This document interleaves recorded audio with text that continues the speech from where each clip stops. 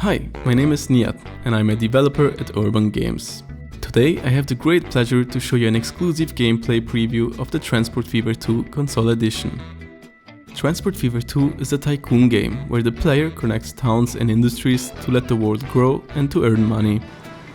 Trains, ships, planes and different types of road vehicles are available to build up a transport company.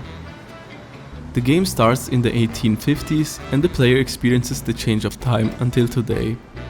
The game features 3 different vehicle sets from Europe, America and Asia, as well as 3 climate zones: temperate, dry and tropical.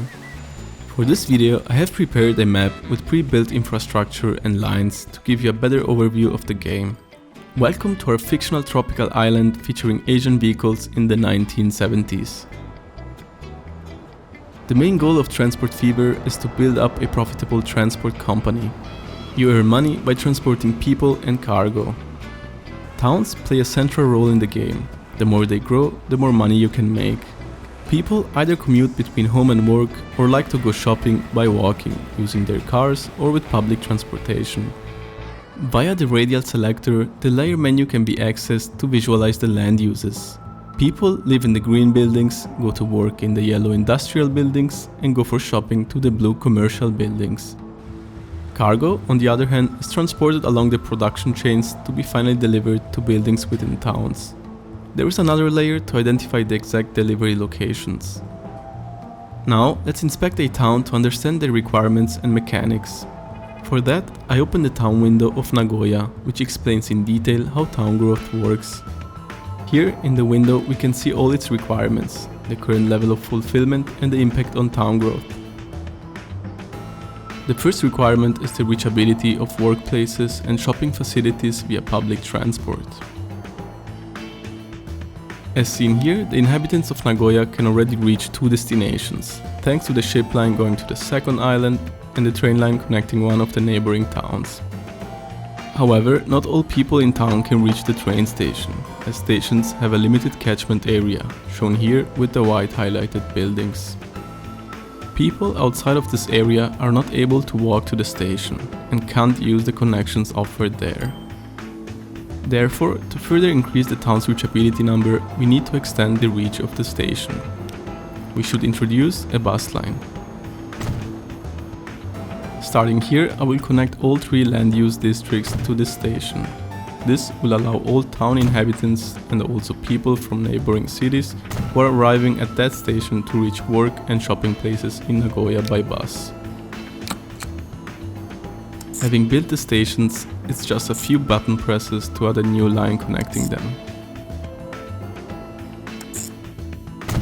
Now we need a depot, where we can buy buses and assign them to the line.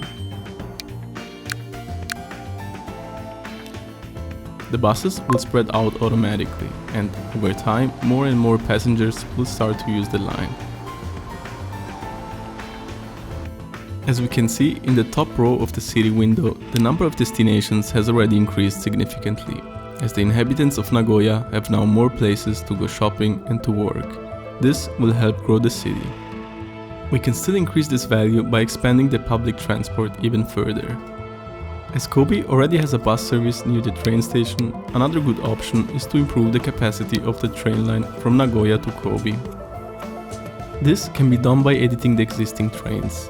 For example, we can replace the wagons with ones that have more seats and add more wagons to the train. We can also increase the frequency of the line by adding more trains. An elegant way is to just clone an existing train.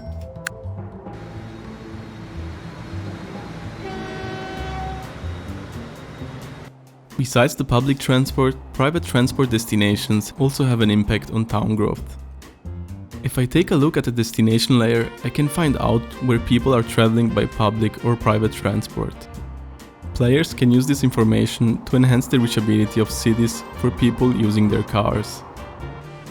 Building a highway will enhance the private transport value, but might also compete with public transport.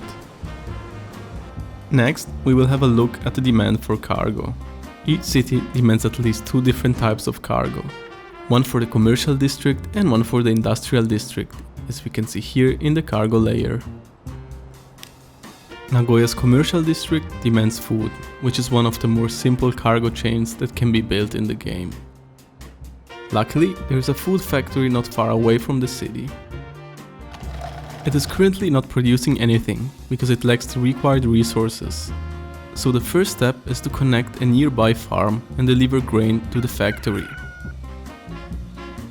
Let's place a truck station next to the farm and connect it to a cargo station next to the food factory. The intuitive street building tool allows to select different types of roads to be built simply by dragging segments. Similar to a public bus route, we can set up a line between the stations and add a couple of trucks that deliver the grain to the factory. The farm is now putting its grain onto the truck station, where the trucks can pick it up. This is also shown in the info window of the farm, where the shipment value is now going up.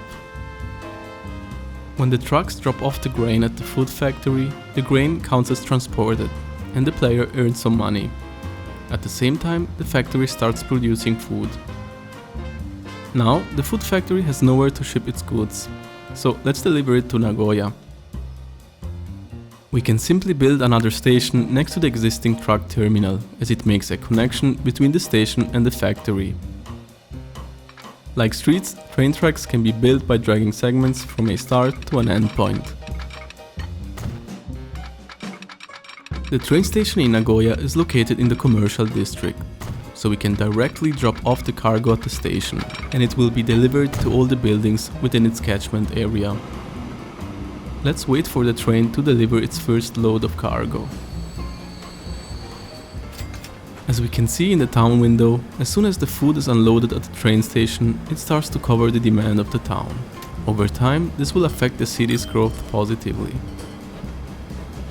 When the value for production, shipping and transport of an industry is above a certain threshold, the industry will start to grow to the next level, allowing it to produce more cargo. On the other hand, industries which are not served by the player may close and disappear over time.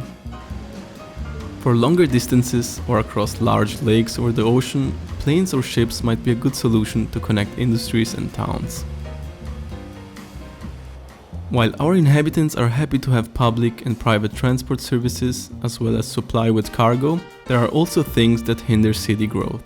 Let's briefly touch on them as well. With growing cities and more people using our services, stations may begin to overcrowd. Here in Kobe, we can see that several stops of our bus line are already overcrowded, and people will start to avoid this line as a consequence. A good measure is to add more or newer buses with more capacity to the line. If a train or bus terminal is running out of space, we can also extend the length of platforms or add side buildings to increase their capacity. In fast-growing cities, there is a tendency to develop heavy traffic on roads. To counter this, we can upgrade streets to a wider version. Crowded junctions may also be upgraded with traffic lights, or a roundabout can be added to ease the flow of traffic. I hope you enjoyed this brief look into the gameplay of Transport Fever 2 Console Edition. Of course, there is much more we did not have time to cover in this video. There is a campaign mode where you can play through 18 missions inspired by real-world transportation events from 1950 until today. The game also offers a map editor as well as a random map generator where you can create infinitely many maps yourself. A sandbox mode is available too, where you can customize almost every aspect of the game. This will offer virtually limitless possibilities to create your own challenges and provide you with many hours of fun. We are looking very much forward to finally releasing the game on consoles. All the best and friendly greetings from the whole team at Urban Games. Bye bye!